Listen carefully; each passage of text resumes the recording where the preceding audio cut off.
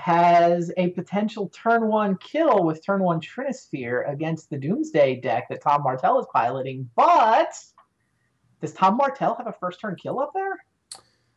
Tom also has a first turn kill, but Chris won the die roll. So Oh, Chris won the die roll. I he thought Tom won did. Yeah. And it looks like we're live and good. So that's awesome.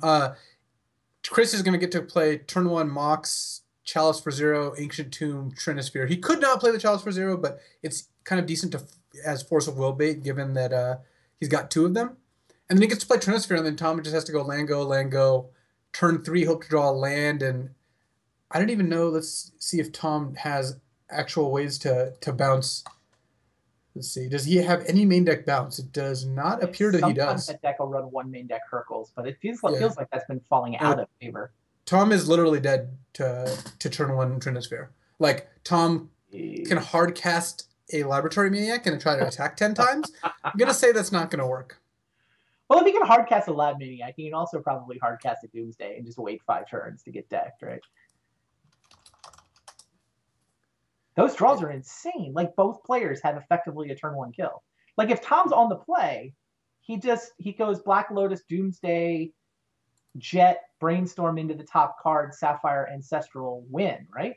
Yeah, Tom just wins on turn one if he's on the play. Turn one kill for Tom if he was on the play.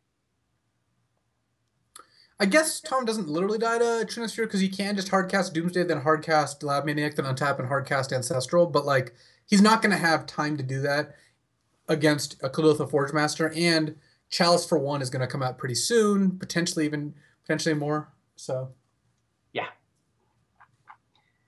All right, well, let's get this party started. Seems like we got it.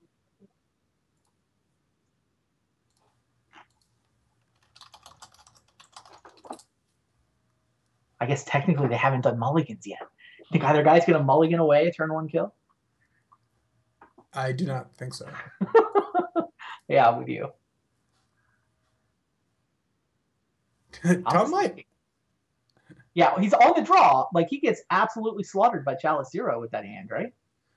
The thing is, he knows the deck Chris is playing, and if Chris kept a 7-land hand, Tom might have to just mulligan to try to find a Force of Will because he can't beat turn one Sphere.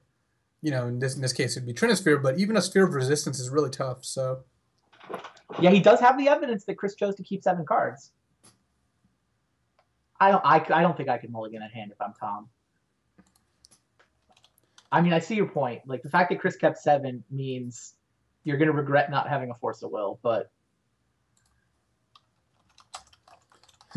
yeah, crazy. I mean, the challenge for Zero alone would totally hurt Tom. Wouldn't have been game over, but it would completely neuters his draw. Turns it into a double mulligan. Chalice for Zero alone would have been annoying. If Chris didn't have Trinisphere, Chalice for Zero, Chalice for one leaves Tom with a 3-card hand, 2 lands and a Doomsday.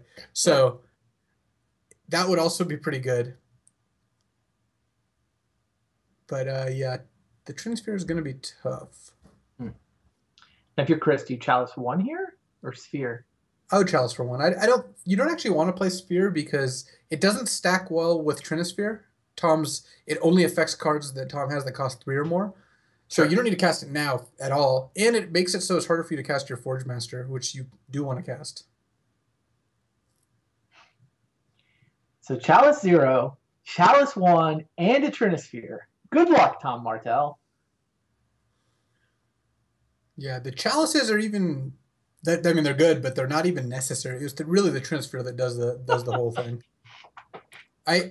The last time I played Workshops in like a tournament was at Worlds 2004 when there was a big vintage side event with like 100-something people, and I played Workshops because Trinisphere was unrestricted.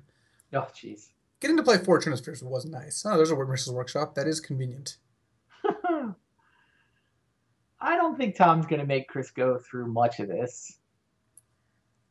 Seems like the kind of guy who will scoop when he's beat.